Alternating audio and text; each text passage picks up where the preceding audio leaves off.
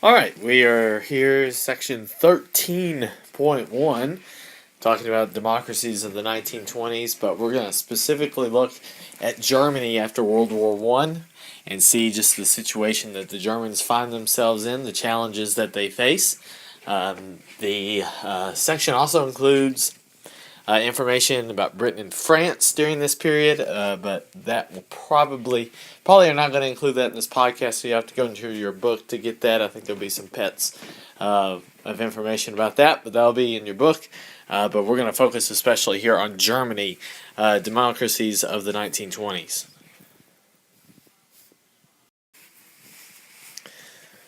So, if you remember, part of the Treaty of Versailles, 1919, the end of World War I, was stripping land basically from Germany. It lost, I believe, 12% of its population, maybe, or maybe its land. I don't know, one of the two. It doesn't matter. The idea is that Germany is bleeding. It has lost territory, and you see here in the poster, the propaganda poster, or just poster in general, all the area in red has been given to either Poland, Czechoslovakia, France, Denmark, just other countries around where Germany is. And it says into the heart, or it says lost but not forgotten country, into the heart you are to dig yourself these words as into stone, which we have lost may not be truly lost. So the idea that maybe Germany is not going to lose these places forever, maybe this is just a temporary loss of territory, we don't know. We will find out to see if they do bounce back. So what does Germany look like? Well, at the end of the war, one of the reasons why Germany dropped out is there were threats of communist revolution in Berlin, as it had happened in St. Petersburg and Moscow over in Russia. Communism was a growing threat. So, after Germany dropped out of the war, surrendered, Kaiser Wilhelm II exiled to somewhere else, Netherlands, Belgium, doesn't really matter. Germany's government, for the first time, resembles a republic, and it's known as the Weimar Republic, centered in the city of Weimar.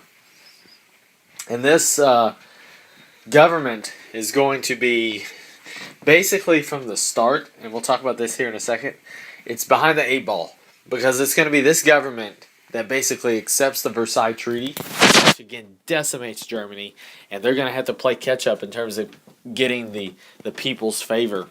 The idea, though, the big thing is that this country, or this government, the Weimar Republic, is going to have very little strength, and it's going to rely on the military to root out any possible communist or conservative threats. So there are some people who want the Weimar Republic overthrown because they want to go back to the old way of doing things.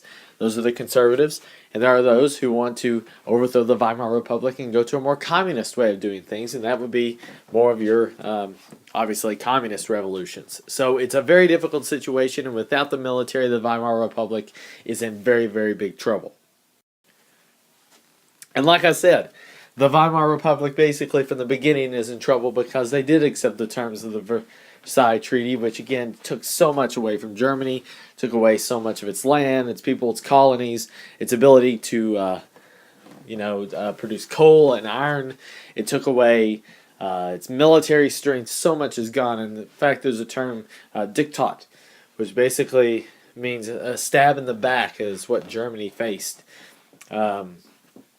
Or what people consider this republic to have done to Germany is basically stab the country, the fate of it in the back. The new constitution which was issued resembled it's very much a Western liberal type looking system, a bicameral legislature, with two houses of basically a Congress or Parliament. It was called the Reichstag, and I forget the other name for it, but it had a legislature, and then it had a president who served for 7 years. So this is very much a Western type looking democracy which is developed in Weimar. But again, there are many of those that from the beginning are very much against what the Weimar Republic is about. Okay, so we're going to look at the threats to the Weimar Republic, and there were many of them. And it was not one thing, it was another that the Weimar Republic faced. So, first of all, the year after the treaty, The Weimar Republic is 1 year old, and they face a major crisis in Berlin called the Kapp Putsch. And putsch is another word basically for rebellion, or another derivation of a word like that. But basically, those conservative threats ring true here. Conservatives and army officers took control of Berlin, declared a new government, and saying that, hey, we are going to try to rebuild Germany, throw off the terms, the chains of the Versailles Treaty, and start over. Well, in order to respond to this putsch, the Chancellor of Germany, as he was at that time, can't remember his name, he may pop up here soon, but the Chancellor calls for a general strike. He calls for the people of Germany to stop working, to show that they're against this putsch, that they're against the idea of trying to split into civil war, and to rally around the Weimar Republic. And it works! It's awesome. People actually respond. And they call to the strike. The economy then suffers for a while, and the putsch actually ends. So it is actually a very clever thing that happened, this general strike, and calling for it, a risky move, but it worked in eliminating this threat. Now, things start to get a little more upbeat. We go to the year 1923. And Germany is in a point 4 years after the treaty where they are falling behind on their reparation payments. Again, they are to pay France, England, the United States, all the allies basically for their war damages, while at the same time having to pay for their own. So they had fallen behind in terms of paying France. So France decided to invade the Ruhr region. And basically, the Ruhr, if I get my little pencil right there, the Ruhr is a region in northwestern Germany in which a lot of the coal mining center is. So France basically invaded the region and said, hey, we're parking ourselves here until you basically pay up. And again, the government responds, the Weimar Republic responds by telling people to start working. Maybe they're just lazy. I don't know. You really, next time you're like fighting the man, just like stop, just sit down, right? Just sit down and say, no, I'm done. I'm just sitting down here. People can get really frustrated with you really quickly. So the Germans just just shut down this Weimar Republic calling this, and France eventually is going to withdraw their troops out of the Ruhr. But it kind of creates the notion that, France is not really looking to help Germany rebuild. France is looking for its due after World War I. It's looking for its financial promise that Germany had basically made by signing the treaty. So it's maybe something to consider, is that there was no it's giving Germany no leeway at all. It's like saying, you basically pay up or else. Then probably the biggest challenge of them all. And it maybe could have been one that could have been prevented. Germany failed economics, and it just wasn't a smart idea. So let me talk about it.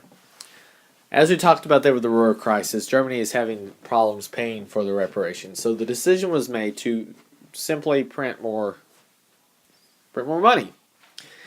So the idea came out that the Germans were basically going to print more marks. That's basically the dollar.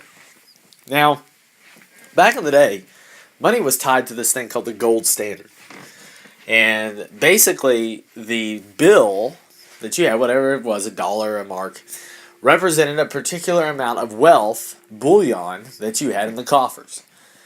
And say that you have less money running around, well then obviously the value of that dollar overall, compared with other means of currency, is going to be more. But then if you have more of those marks running around, and you keep the same amount of precious metals, or the wealth that you have, then that mark itself is going to be worth less. So all of a sudden, what was $20 and something that was valued at $20 or 20 marks, maybe now valued at, I don't know, 100. And it takes 100 marks to buy the same thing, because there's more out there and you account for more. So the value of the German mark collapses when there's more physical marks out there. That means one particular mark has much less value. It gets to the point where the value again of one mark is basically nothing. Marks are littered across the streets in Germany. People literally, like, kids play with stacks of cash. You saw like them pyramiding money there. They wheelbarrow it around. In fact, here's a story. One time someone brought a wheelbarrow full of marks in to buy, I don't know, just something. I don't know. Let's say he was buying a toilet. Okay, sure. He goes inside to look at the toilet. He comes outside, and the marks are still there, but like this ridiculous amount of them. But the wheelbarrow has been stolen. It gives you the idea that this cash means nothing anymore. I mean, people would literally light it on fire to warm themselves at night. I mean, come on. You're lighting your money on fire. What is going on? So we basically have a period that's known as hyperinflation. And not only with inflation, which means that, when money loses its value, you're going to need more of it to pay for the same thing. Hyperinflation is like, that idea is just out of control. Look at the stats. In November 1918, it took you a solid 1 mark to buy a loaf of bread. Well, 4 years later, 163 marks. Okay, I see a crisis. 1 year in advance, that's going to be a 200 billion. How about just 200 billion marks to buy a loaf of bread? What? That is ridiculous. That just cannot be real. It cannot be real. 200 billion. An incredible number, and it's representative of this increasing mode of hyperinflation, the inability to pay reparations leading to the decision of printing more money to pay for it.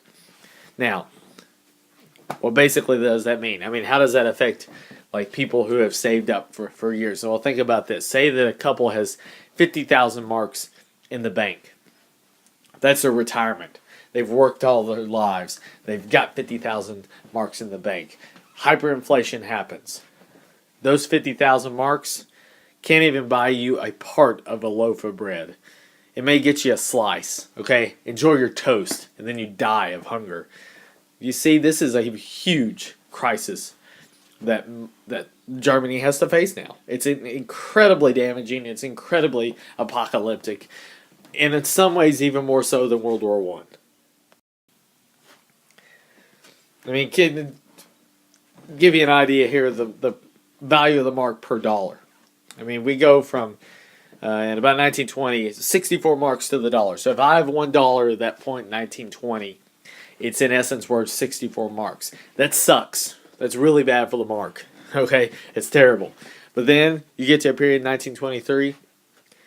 I don't even know what that number is. Is it 4.2 trillion? I don't know math. I mean, that's ridiculous, right? So you need 4.2 trillion marks to face $1. You walk over to Germany at this point with $1, you are a 4.2 trillionaire. I mean, that is some serious business. And again, this period doesn't last for a whole long, and things happen to kind of settle it, but it just shows you people were ruined. That life was basically, as you knew it, in this Weimar Republic, over because of this economic crisis.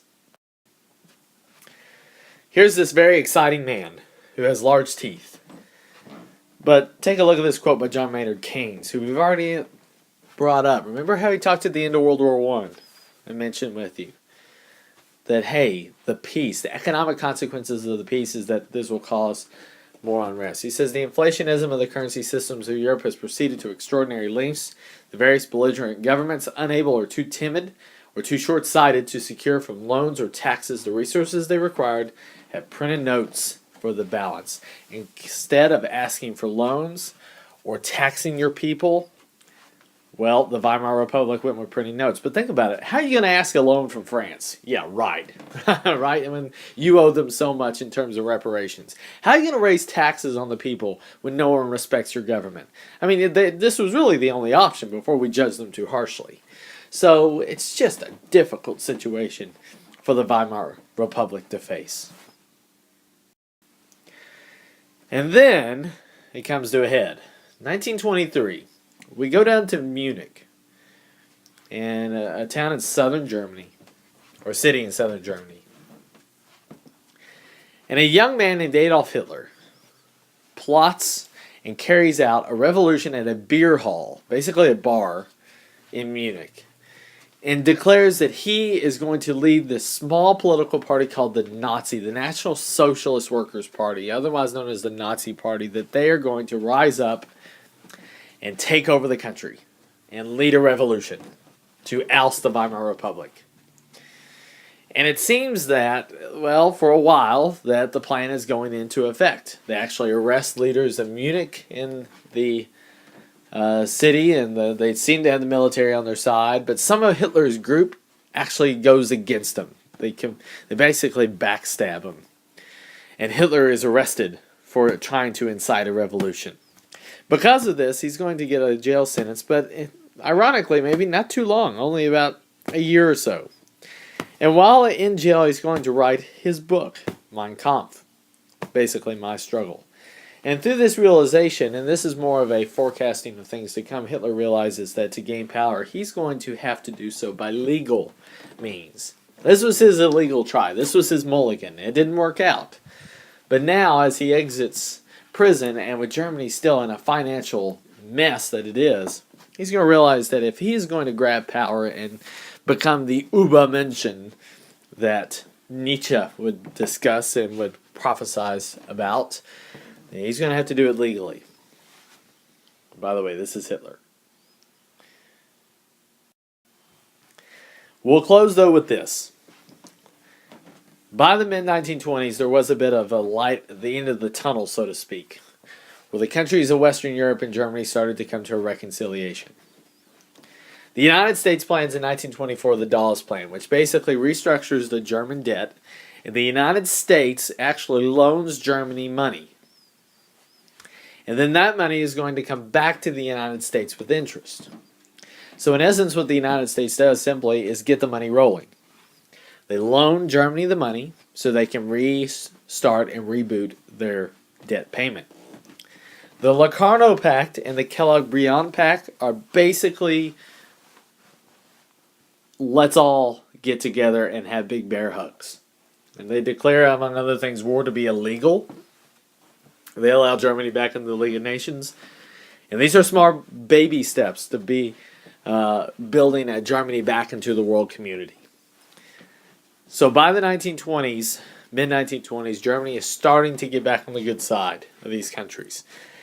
But as we're going to see, by the mid-1930s, there has been a change. And the Weimar Republic, which seems to be getting its legs by the end of the 20s, suffers a few more devastating events and eventually leads to change in Germany. Again, check out your book for issues on France and Britain. Look for that idea of a general strike. The government group called the Popular Front in France. And again, consider, probably most important though from this section, the Weimar Republic and the challenges it faces after its inception. Ooh, good movie, Inception.